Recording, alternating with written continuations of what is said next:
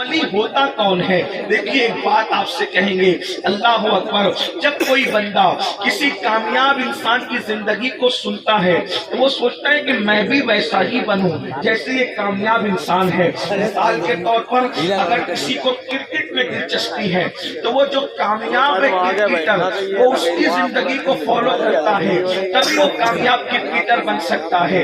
اگر کسی بندے کو جو ہے کسی تجارت میں دلچسپی ہے تو وہ کامیاب تاجر کو فالو کرتا ہے تو وہ کامیاب تاجر بنتا ہے۔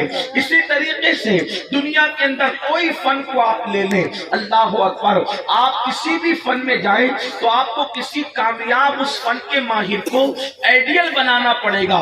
اب آپ دیکھیں، ہم جانا چاہتے ہیں جنت کے اندر، ہر مسلمان جنت میں جانا چاہتا ہے، تو اب اللہ اکبر، اچھا تاجر بننا ہے تو کامیاب تاجر کو فالو کرنا پڑے گا، اچھا کرکٹر بننا ہے کامیاب کرکٹر کو فالو کرنا پڑے گا، اچھا جو ہے وہ انسان بننا ہے تو اچھے انسانوں کو فالو کرنا پڑے گا، اچھا خطیب بننا ہے تو اچھے خطیب کو فالو کرنا پڑے گا، اچھا ادیب بننا ہے اچھے ادیب کو فالو کرنا پڑے گا، اچھا شاعر بننا ہے اچھے شاعر کو فالو کرنا پڑے گا۔ اب آپ اندازہ کریں کون مسلمان ہے جو کہتا ہے کہ میں جنت میں نہیں جانا چاہتا؟ سب تو جنت میں جانا چاہتے ہیں، لیکن جو لوگ جنت کے راستے پر چل کر کامیاب ہو گئے ان کو ہم کیوں فالو نہیں کرتے؟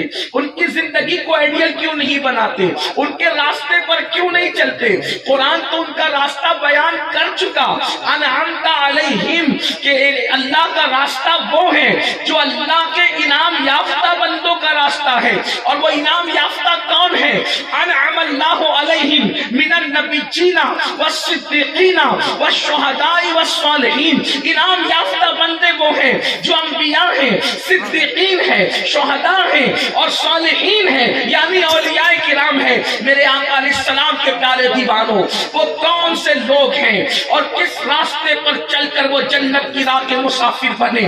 آج دنیا جنہیں جنتی کہتی ہے، آپ مجھے بتائیں غوث پاک کے نام پر اتنے لوگوں کا جمع ہونا اتنی سردی کے اندر، کیا یہ اللہ کا انعام نہیں؟ من جانب اللہ ان کی مقبولیت نہیں؟ آج کون کس کے نام پہ جمع ہوتا ہے؟ ارے لوگ باپ کے نام پہ جمع نہیں ہوتے، لیکن غوث پاک کے نام پہ کیسے جمع ہو گئے؟ اس کی وجہ یہ ہے اللہ جس سے محبت کرتا ہے ان کی محبتوں کو اللہ لوگوں کے دلوں میں انڈیل دیا کرتا ہے۔ اللہ اکبر، آج لوگ محبت جو کر رہے ہیں یہ اللہ رب العزت کی محبت کی نشانی ہے، لیکن یہ لوگ اللہ والے بنتے کیسے ہیں؟ ہمیں بھی اللہ والا بننا ہے تو ان کو فالو کرنا پڑے گا۔ اب قرآن ان کی نشانی بیان کرتا ہے، اللہ والوں کی دو نشانی قرآن نے بیان کی۔ الذین آمنوا، پہلی نشانی ولی کی یہ ہے کہ ولی مومن ہوتا ہے، یعنی غیر مومن ولی نہیں ہو سکتا، جو ایمان والا نہیں ہے وہ ولی نہیں ہو سکتا، جس کے پاس ایمان نہیں ہے وہ ولی نہیں ہو سکتا۔ ولایت کے لیے پہلی منزل ایمان ہے، اللہ اکبر، اور الحمدللہ وہ ہم سب کو حاصل ہے۔ اور دوسرے مقام پر قرآن کہتا ہے وَكَانُوا يَتَّقُونَ، کہ اللہ کا جو ولی ہے وہ متقی ہوتا ہے، اللہ سے ڈرنے والا ہوتا ہے، اس کے دل میں اللہ کا خوف ہوتا ہے، اس کے دل میں اللہ کی خشیت ہوتی ہے۔ یعنی کہ کوئی بندہ خوف خدا کے بغیر، خشیت ربانی کے بغیر، اللہ سے ڈرے بغیر کوئی ولایت کی منزل حاصل نہیں کر سکتا۔ یاد رکھیں آج قوم مسلم گناہوں کے دلدل میں کیوں دھستی جا رہی ہے؟ آج مسلمان گناہوں کے دلدل میں کیوں دھستا جا رہا ہے؟ آج مسلمان بے روی کا شکار کیوں ہو رہا ہے؟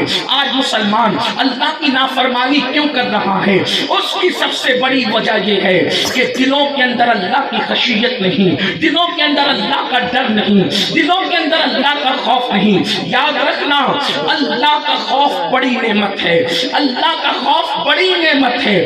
جب دل میں اللہ کا ڈر پیدا ہو جائے، دل میں اللہ کا خوف پیدا ہو جائے تو انسان خود بخود گناہوں سے دور ہوتا چلا جاتا ہے۔ آپ کہیں گے کہ ہم اللہ سے نہیں ڈرتے، میں کہتا ہوں آج آپ خود ہی فیصلہ کر لیں کہ ہم اللہ سے ڈرتے ہیں یا نہیں ڈرتے۔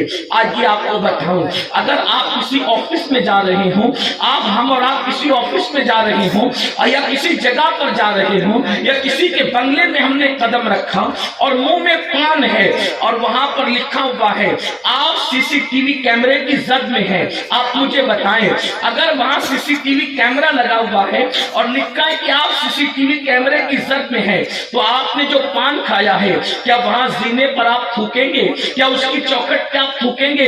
وجہ آپ کیوں احتیاط کریں گے؟ بلکہ کچھ لوگ تو نقصان کے باوجود تھوک نگل لیں گے۔ اس کی وجہ کیا ہے؟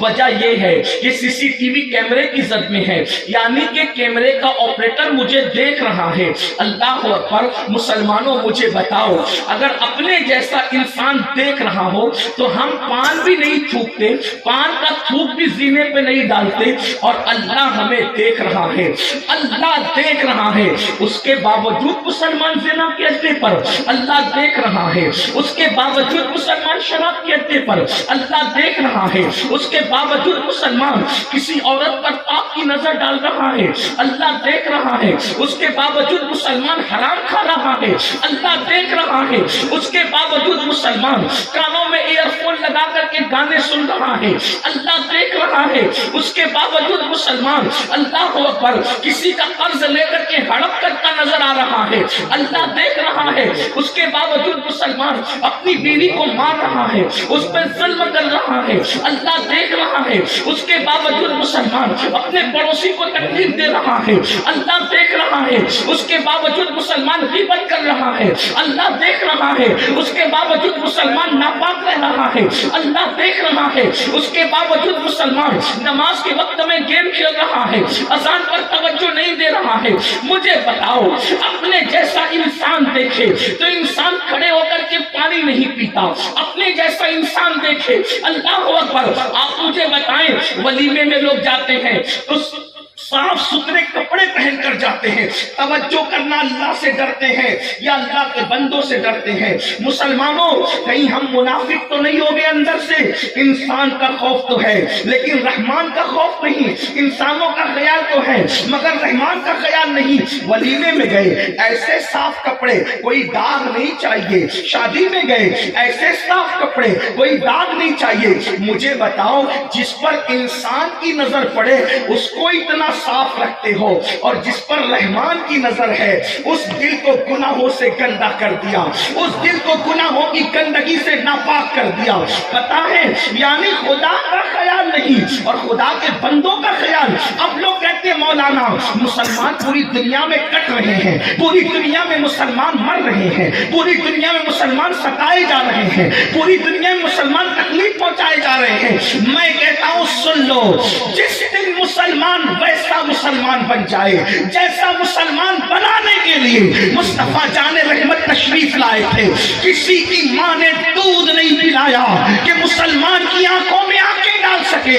جب تک مسلمان راتوں کو اللہ کی خوف سے رویا کرتا تھا اس کی آنکھوں میں اتنی چمک تھی کہ کوئی آنکھ نہیں ملا سکتا تھا۔ جب سے مسلمان انہی آنکھوں سے زنا کے مناظر دیکھ رہا ہے، گندی پکچریں دیکھ رہا ہے، کتوں سے زیادہ عزت گھٹ گئی۔ کتوں کی بھی تو عزت ہے لیکن مسلمانوں کی بھی اتنی عزت نہ رہی۔ لوگ کہیں گے آپ کیسی بات کرتے ہیں؟ میں کہتا ہوں میں کوسنے نہیں آیا، ارے کتے مرسیڈیز کار میں گھوم رہے ہیں اور تمہیں بس میں تک کوئی بیٹھنے کو نہیں کہتا۔ وجہ کیا ہے کہ تم نے اللہ رب العزت کا خوف بلایا۔ جو قوم مسجدوں کو ویران کر دے اس قوم کو عزت کیسے ملے گی؟ آپ کہتے ہیں نفرتوں کا دور ہے، مولانا نفرتوں کا دور ہے، لوگ ہم سے نفرت کرتے ہیں۔ میں نے کہا دور کوئی ہو حکومت صرف میرے اللہ کی ہے، دور کوئی ہو طاقت صرف میرے اللہ کی ہے، دور کوئی ہو حکومت صرف میرے اللہ کا ہے، دور کوئی ہو قوت صرف میرے اللہ کی ہے، دور کوئی ہو سب کنٹرول صرف میرے اللہ کا ہے۔ تم کہتے ہو نفرت کا دور ہے، میں نے کہا کون نفرت کر رہا ہے؟ لوگ فلاں نفرت کر رہا ہے، یعنی کہ کافر آپ سے نفرت کر رہا ہے۔ میں نے کہا تو بھی مسلمان اور میرے غریب نواز بھی مسلمان، تجھے بس میں بیٹھنے کو جگہ نہیں دیتا اور وہاں جا کر کے کافر پھول چڑھاتا ہے۔ کیا بات سمجھ میں آئی؟ غریب نواز بتا رہے ہیں اگر میرے جیسا مسلمان بنے گا تو کافر بھی تجھے پھول پیش کرتے نظر آئیں گے۔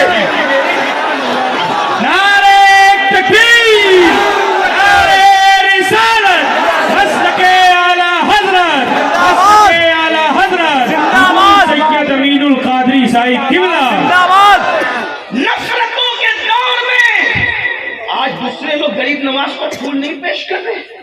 ہمیں تلوار مار رہے، دوسروں کو ان کو پھول پیش کرے، کیوں؟ کیونکہ تو غریب نواز جیسا مسلمان ہے، تو غوث پاک جیسا مسلمان نہ رہا۔ آپ کہیں گے ان میں ہمیں فرق کیا ہے؟ میں نے کہا ایک ہی فرق ہے، تو اپنی مرضی سے جیتا ہے، وہ اللہ کی مرضی سے جیتا ہے۔ سبحان اللہ۔ تو اپنی آنکھوں کا استعمال اپنی مرضی کے مطابق کرتا ہے، وہ لوگ اپنی آنکھوں کا استعمال اللہ کی مرضی کے مطابق کرتے تھے۔ تو اپنی مرضی سے جو جی میں آتا ہے کھاتا ہے، وہ اللہ کی مرضی کے مطابق کھاتے تھے۔ ان کے پیٹ میں کبھی حرام لقمہ نہیں گیا، وہ ہمیشہ حلال کھاتے تھے۔ انہوں نے ماں باپ کی نافرمانی نہیں کی بلکہ فرما بردار تھے۔ ابھی پیر صاحب کہہ رہے تھے ماں باپ کی فرما برداری کے حوالے سے میں اپنی بہنوں سے بھی کہنا چاہتا ہوں، میری بہنوں، اللہ اکبر، اللہ والے اسی ماں کی گود میں پیدا ہوتے ہیں جو ماں اللہ والی ہوتی ہے۔ تاریخ کا ایک واقعہ بیان کیا جاتا ہے کہ سرکار غریب نواز جب ہندوستان میں تشریف لا رہے تھے تو آپ ہندوستان کی سرحد پہ پہنچتے پہنچتے ہی 5 لاکھ لوگوں کو مسلمان بنا چکے، ہندوستان پہنچتے پہنچتے 5 لاکھ کو مسلمان بنا چکے۔ تو آپ نے سرحد پہ رک کر اپنی امی کو خط لکھا، ماں میرے ہاتھ پر 5 لاکھ لوگ مسلمان ہو گئے، اللہ نے میری زبان میں اتنی تاثیر دی کہ 5 لاکھ لوگ مسلمان ہو گئے۔ ماں نے خط کا جواب بھیجا، بیٹا تیری زبان میں تاثیر کی وجہ یہ ہے کہ میں نے تجھے بغیر وضو کے کبھی دودھ نہیں پلایا، یہ اسی کی برکتیں ہیں کہ اللہ نے تیری زبان میں تاثیر عطا کی۔ میرے پیارے آقا علیہ السلام کے پیارے دیوانوں، جب مائیں درود پڑھتے ہوئے دودھ پلائے تو بیٹے غریب نواز اور غوث پاک کیسے پیدا ہوتے ہیں؟ مائیں جب باوضو دودھ پلائے تو بیٹے اولیاء ہوتے ہیں، اور جو مائیں سیریل دیکھتے ہوئے دودھ پلائے، فلمیں دیکھتے ہوئے دودھ پلائے، گانا گنگناتے ہوئے دودھ پلائے، یاد رکھو یہ اصلاح معاشرہ کے جلسوں سے اصلاح اس وقت تک نہیں ہو سکتی جب تک کہ ماؤں کی گود نہ سنور جائے، جب تک کہ باپ نہ سدھر جائے۔ میرے آقا علیہ السلام کے پیارے دیوانوں، تو سب کا خوف ہے، رب کا خوف دل کے اندر نہیں۔ اور یہ جتنے اولیاء کرام ہیں یہ سب اللہ سے ڈرنے والے ہیں۔ اب آئیے میں کچھ اولیاء اللہ کا تذکرہ کرنا چاہتا ہوں، تھوڑا سا دل کے کانوں سے سنیں، ہو سکتا ہے کہ اینڈ میں سرکار غوث پاک پہ کروں تاکہ آپ کو سمجھ میں آئے اللہ والے اللہ سے کتنا ڈرتے تھے۔ ایک ایک بات پیش کروں گا ہر ولی کے متعلق، جتنی بھی وقت میں گنجائش ہے جتنا آپ سن سکتے ہیں، سردی کا خیال کرتے ہوئے زیادہ آپ کا ٹائم نہیں لوں گا۔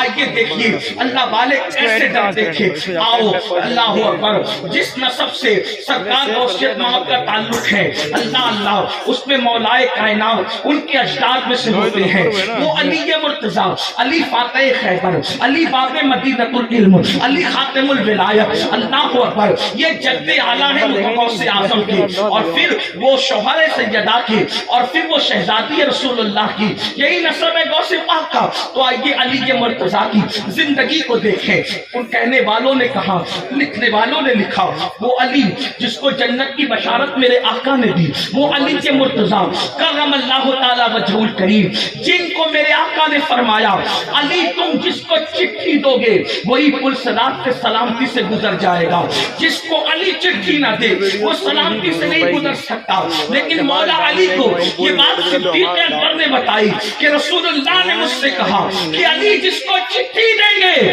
وہ سلامتی سے پل صراط سے گزر کے جنت میں چلا جائے گا۔ تو مولا علی نے مسکرا کے کہا مجھے بھی حضور نے فرمایا علی اس کو چٹھی مت دینا جس کے دل میں ابو بکر کا بغض ہوگا، ابو بکر کے لیے عداوت ہوگی۔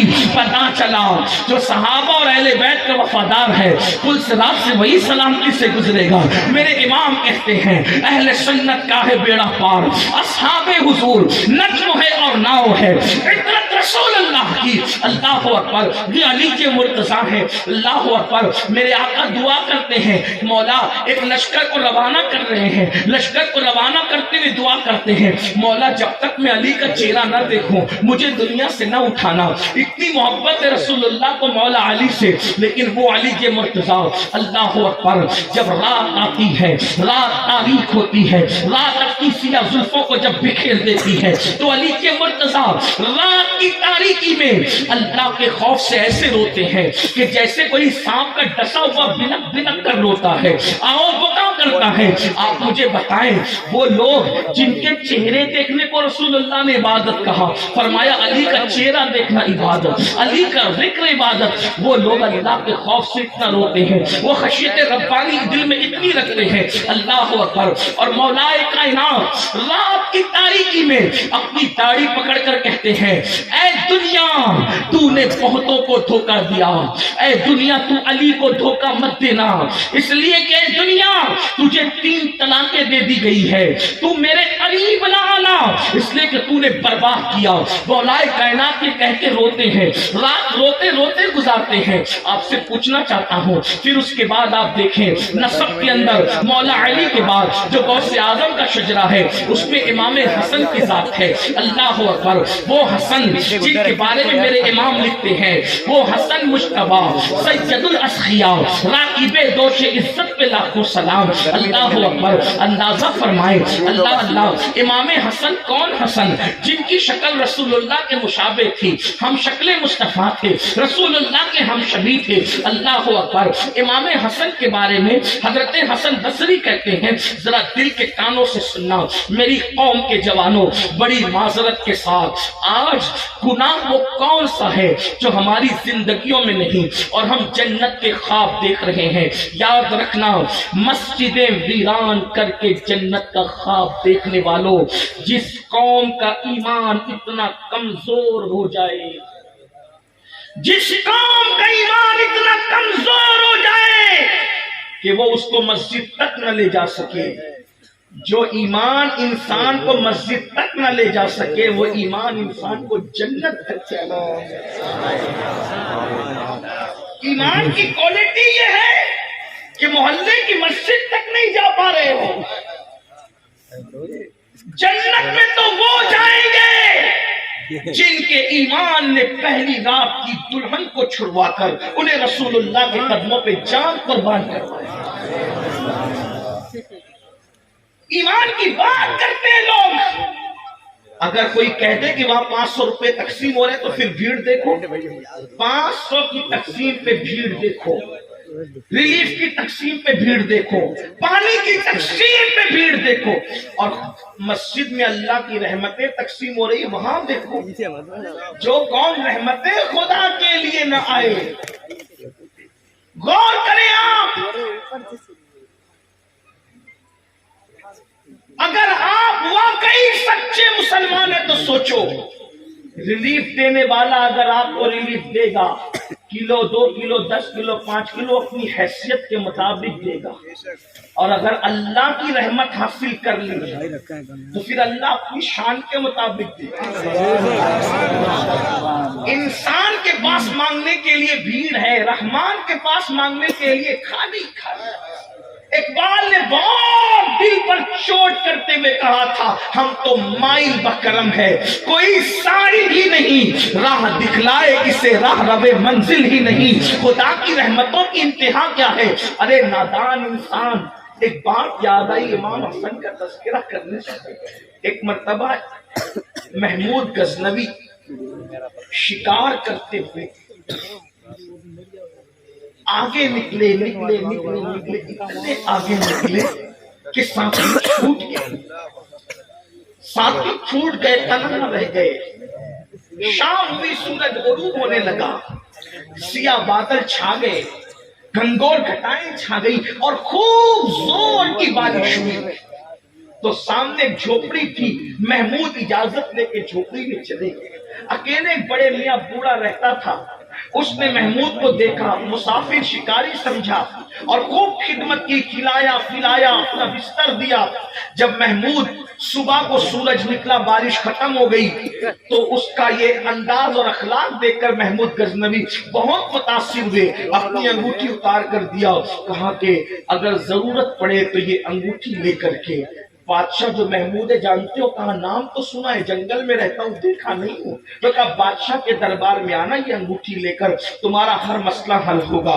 خدا نہ کرنا بہت دن گزرے، کوئی پرابلم نہیں آیا۔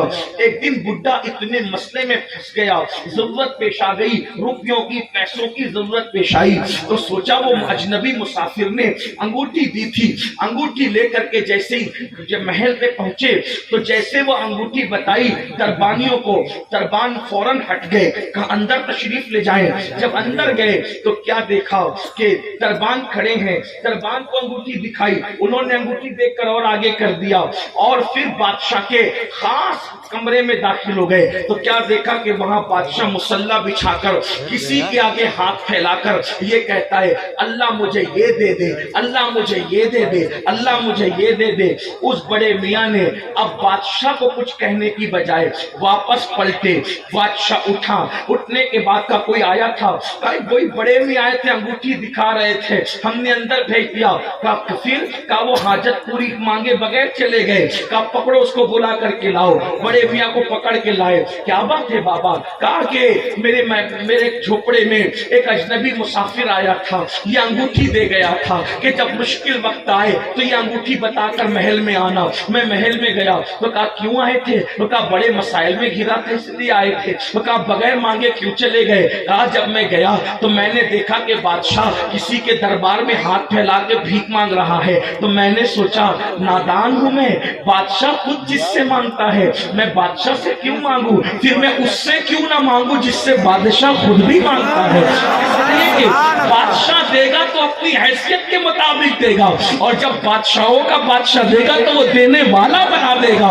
مسلمانوں سوچو، ریلیف مانگنے کے لیے لوگوں کی منتیں کرتے ہو، بھیک اور قرض مانگنے کے لیے لوگوں کی داڑھی کو ہاتھ لگاتے ہو، مگر روزانہ 5 مرتبہ حی علی الصلاۃ کی صدا مسجدوں سے گونجتی ہے، حی علی الفلاح کی گارنٹی پر، مگر مسجد میں نہیں آتے۔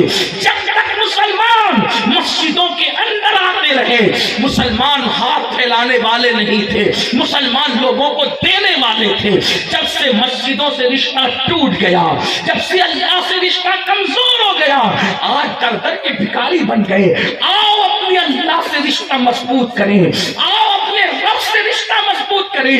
یاد رکھنا، گناہ کرنے میں لذت تو مل سکتی ہے مگر گناہ کرنے میں عزت نہیں مل سکتی، گناہ میں سکون نہیں مل سکتا۔ گناہ انسان کو اللہ سے دور کر دیتے ہیں۔ گناہ کر کے نہ کسی قوم کو ترقی ملی ہے نہ ہمیں ترقی مل سکتی ہے۔ اے میری قوم کے جوانوں، روزی کے لیے پریشان ہو، کاروبار کے لیے پریشان ہو، اولاد کے لیے پریشان ہو، بہنوں کے رشتے کے لیے پریشان ہو، خود کے رشتے کے لیے پریشان ہو، بیٹیوں کے رشتے کے لیے پریشان ہو، وہ کون سا مسئلہ ہے جس کا حل میرے اللہ کی بارگاہ میں نہیں؟ بلکہ ایک بات آپ کو بتاؤں مسلمانوں، ہم نے سب کی قدر کی، وما قدر اللہ حق قدری، ہم نے اپنے اللہ کی قدر نہیں کی۔ سوچو تو صحیح، جو اللہ وحدہ لا شریک ہے اس کی قدر نہیں کی۔ جانتے ہو ہمارا اللہ ہم سے کروڑوں ماؤں سے زیادہ پیار کرتا ہے۔ تلہاری والوں اگر برا لگے تو معاف کرنا، پیر ہم سے جتنا پیار نہیں کرتا اس سے زیادہ اللہ ہم سے پیار کرتا ہے۔ امی جتنا پیار نہیں کرتی اس سے زیادہ اللہ پیار کرتا ہے۔ دوست جتنے پیار نہیں کرتے اس سے زیادہ اللہ پیار کرتا ہے۔ بیوی بچے جتنا پیار نہیں کرتے اس سے زیادہ اللہ پیار کرتا ہے۔ اور سب کے پیار میں مکاری ہو سکتی ہے، مفاد پرستی ہو سکتی ہے، اس کے پیار میں کوئی مکاری نہیں ہے، کوئی مفاد پرستی نہیں ہے۔ وہ اللہ ہے، وہ وحدہ لا شریک ہے۔ اور آپ جانتے ہیں میرے اور تمہارے نبی نے فرمایا، دل کے کانوں سے سننا، اپنے مسائل کا حل اپنے گھر میں، میرے بھائی اپنے گھر میں، دھرنوں میں نہیں ہے، کسی پارٹی کے ہارنے جیتنے میں نہیں ہے، سیاسی لیڈروں کے دروازوں پہ نہیں ہے۔ اپنے مسئلے کا حل ہمارا مذہب دے چکا۔ آمنہ کے لال نے 1450 سال پہلے ہمارے مسائل کا حل بتا دیا۔ اللہ کے رسول صلی اللہ علیہ وسلم فرماتے جب رات کا آخری حصہ آتا ہے، آخری حصہ، تو اللہ پہلے آسمان پہ تجلی کرتا ہے جیسا کہ اس کی شان ہے۔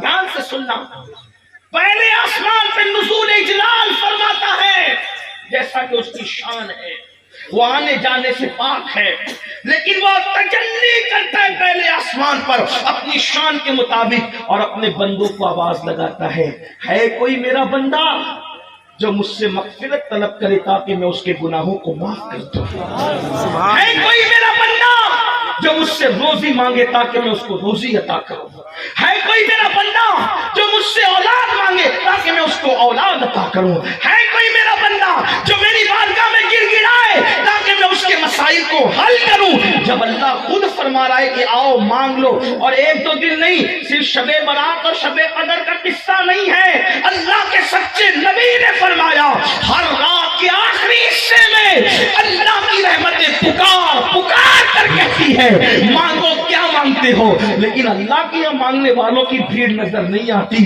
یہی سب سے بڑا ہمارا مسئلہ ہے۔ جس دن مسلمان اللہ کی چوکھٹ پہ گڑ گڑانے لگے اس دن اپنا ہر مسئلہ حل ہوگا۔ اور یاد رکھنا، دکھ مت کرو، غم مت کرو، اللہ محمد الرسول اللہ کا رب ہے۔ سوچو تو صحیح، جب نبی کبھی نہ نہیں کہتے، میرے امام کہتے ہیں واہ کیا جود و کرم ہے، شہر بتہا تیرا نہیں سنتا ہی نہیں مانگنے والا تیرا۔ جب نبی کسی کو نہ نہیں کہتے تو ان کا بنانے والا خدا ہمیں محروم کیسے فرمائے گا، جبکہ وہ خود کہہ رہے مانگ لو کیا مانگتے ہو۔ لیکن افسوس ہے ہم تو گناہوں میں اتنا ڈوب گئے، بدکاریوں میں اتنا ڈوب گئے، ہم آتے ہی نہیں خدا کی بارگاہ میں، ہم آتے ہی نہیں اس کی چوکھٹ پر، ہم گڑ گڑانے کے لیے تیار نہیں۔ سب کے پاس گڑ گڑانا چاہتے ہیں، رب کی بارگاہ میں گڑ گڑانا نہیں چاہتے۔ آؤ، امام حسن کا ذکر ہو رہا تھا، وہ حسن مجتبی سید الاسقیاء، راکب دوش عزت پہ لاکھوں سلام۔ امام حسن بصری کہتے ہیں یہ واقعہ امام حسین سے بھی منسوب ہے اور امام حسن سے بھی منسوب۔ حضرت حسن بصری کہتے ہیں میں حج پہ گیا تو میں نے کیا دیکھا کہ کوئی بندہ زمین پہ سر رکھ کر ایسے چپکا ہوا ہے، جیسے گیلا کپڑا زمین پہ رکھو تو وہ چپک جاتا ہے، ایسے کچھ چپکا ہوا ہے اور خوب رو رہا ہے، اللہ کی بارگاہ میں گڑ گڑا رہا ہے، رو رہا ہے، گڑ گڑا رہا ہے، اور وہ دعا کر رہا ہے۔ اس کے رونے کو، اس کے خوف خدا کو، اس کی خشیت کو سن کر میں تڑپ گیا۔ میں نے سوچا حسن بصری شاید کوئی وائز اور مقرر نے اس دیہاتی کو ورغلا دیا اور اتنا مبالغے سے کام لیا وائز نے کہ یہ بندہ اللہ کی رحمت سے ایسا لگتا ہے مایوس ہو گیا ہے، تو میں جب یہ سجدے سے سر اٹھائے گا تو اس کو تسلی دوں گا کہ اللہ کے بندے اللہ سے امید بھی کر، مایوس نہ ہو، ڈر بھی امید بھی کر۔ ایمان خوف اور امید کے درمیانی کیفیت کا نام ہے۔ جب یہ سجدے سے سر، لیکن وہ اتنا رو رہا تھا کہ اس کے آنسو بہ رہے تھے، زمین سے بہ رہے تھے، داڑھی سر تھی۔ میں نے سوچا یا اللہ اسے توفیق دے کے ساتھ سجدے سے اٹھائے کہ یہ مر نہ جائے، سجدے ہی کے اندر اس کی روح نہ نکل جائے۔ میں پہچان نہیں پایا، لیکن جب اس بندے نے سر کو سجدے سے اٹھایا تو میں اس کی کیا اصلاح کر سکتا تھا، وہ میری اصلاح ہو گئی، کیونکہ وہ کوئی اور بندہ نہیں تھا، وہ امام حسن ابن علی تھے جو اللہ کے خوف سے اتنا آنسو بہا رہے تھے۔ میں نے سوچا جنتی جوانوں کا سردار جب اللہ کے لیے اتنا روتا ہے تو ہمیں کتنا رونا چاہیے۔ میری قوم کے جوانوں سچ بتانا، یا کبھی تمہیں اللہ کے لیے رونا آتا ہے؟ اللہ کے خوف میں کبھی رونا آتا ہے؟ خدا کی خشیت سے کبھی رونا آتا ہے؟ 500 کی نوٹ گم ہو جائے تو رو دیں گے، کسی کا انتقال ہوگا تو رو دیں گے، لیکن کبھی اپنے گناہوں کو یاد کر کے اتنے غافل ہو گئے کہ شیطان بھی کبھی کبھی پناہ مانگتا ہوگا۔ ہے حدیث ایسی ہے، اللہ کے رسول علیہ السلام فرماتے ہیں جب کوئی مرد کسی مرد کے ساتھ بدفعلی کرتا ہے تو شیطان اللہ کے ڈر کی وجہ سے وہاں سے بھاگ جاتا ہے، شیطان بھاگ جاتا ہے۔ مرد جب مرد کے ساتھ بدفعلی، اور کتنی بدفعلی ہو رہی آج کل، تو دوستی ہی اسی وجہ سے ہوتی ہے کہ کسی خوبصورت سے دوستی کریں گے تو اس کے ساتھ بدفعلی کرنے کا موقع ملے گا، حالانکہ شیطان وہاں سے بھاگتا ہے۔ شیطان یہ اپنی طرف سے نہیں کہہ رہا ہوں، حوالے کے طور پہ کتاب کا نام جا کر دیکھ لینا، قرۃ العیون کے اندر فقیہ ابو اللہ سمرقندی نے لکھا جب کوئی مرد کسی مرد کے ساتھ بدی کرتا ہے تو شیطان بھی وہاں سے بھاگ جاتا ہے، اور اتنا ہی نہیں بلکہ اللہ کا عرش کانپ جاتا ہے، اور اس وقت اللہ کا عذاب زمین پر آنے لگتا ہے تو فرشتے عرش کو پکڑ کر کے قل هو اللہ کی تلاوت شروع کرتے ہیں، اور اس وقت تک وہ تلاوت جاری رکھتے ہیں جب تک اللہ کا غضب ٹھنڈا نہیں ہو جاتا۔ خدا کے غضب کا جوش اور خدا کے غضب اور اس کے جلال کی کیفیت جو ہے، اللہ اکبر اللہ اکبر، وہ جو غضب کی کیفیت ہوتی ہے جب تک کہ وہ ٹھنڈی نہیں ہو جاتی اس وقت تک کہ فرشتے قل هو اللہ پڑھتے رہتے ہیں، یعنی کہ انسان اتنا گر گیا کہ کہیں شیطان بھی بھاگ رہا ہے۔ یہ بھی تو روایت ہے، جب کوئی فجر چھوڑ دے، پھر کوئی ظہر چھوڑ دے، کوئی عصر چھوڑ دے، مغرب چھوڑ دے، عشاء پانچوں وقت چھوڑ دے، وہ شیطان اس کے پاس سے بھاگ جاتا ہے اور کہتا ہے کہ میں نے تو ایک سجدہ نہیں کیا، میرا یہ انجام ہوا، تو پانچوں وقت نہیں کر رہے، تیرا کیا انجام ہوگا؟ مسلمانوں یہ ہنسنے کی بات نہیں، یعنی شیطان بھی جو ہے کسی مقام پر ہم سے بھاگ رہا ہے۔ مسلمانوں کیا بن گئے، کیا ہو گئے، اور نام کتنے بڑوں کا لیتے ہیں، غوث پاک کے غلام، غریب نواز کے غلام، مدار پاک کے غلام، مخدوم سنہ کے غلام، شاہ برکت اللہ کے غلام، دعوت الصغریٰ کے غلام۔ میں نے کہا پہلے اللہ کے تو بنو، پھر سب کے بن جاؤ گے۔ اللہ کے بندے نہیں بنتے، اللہ کے بندے نہیں بنتے۔ کہا کہ یہ کیا بات کی آپ نے؟ میں نے کہا بات یہ ہے، اگر پیر کوئی تحفہ دے دے، یہ میرا رومال لے جا، کباڑ میں رکھے گا، خوشبو لگائے گا، سر پہ رکھے گا، اور بچوں کو وصیت کرے گا مروں تو میرے کفن میں رکھنا۔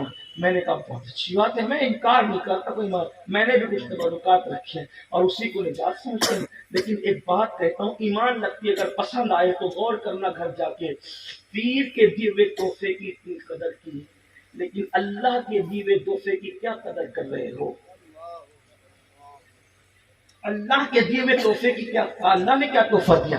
میں نے کہا تحفے کو، اسی تحفے کو نماز کہتے ہیں۔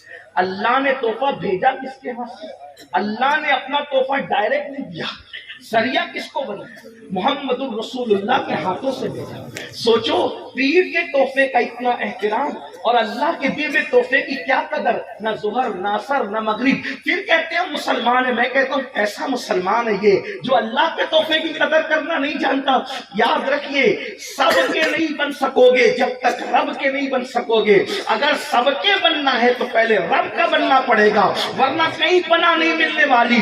جس غوث پاک کا جشن منانے آئے ہو نا، وہ سرکار غوث پاک فرماتے ہیں کہ بے نمازی مرے تو اسے مسلمانوں کے قبرستان میں دفن مت کرنا۔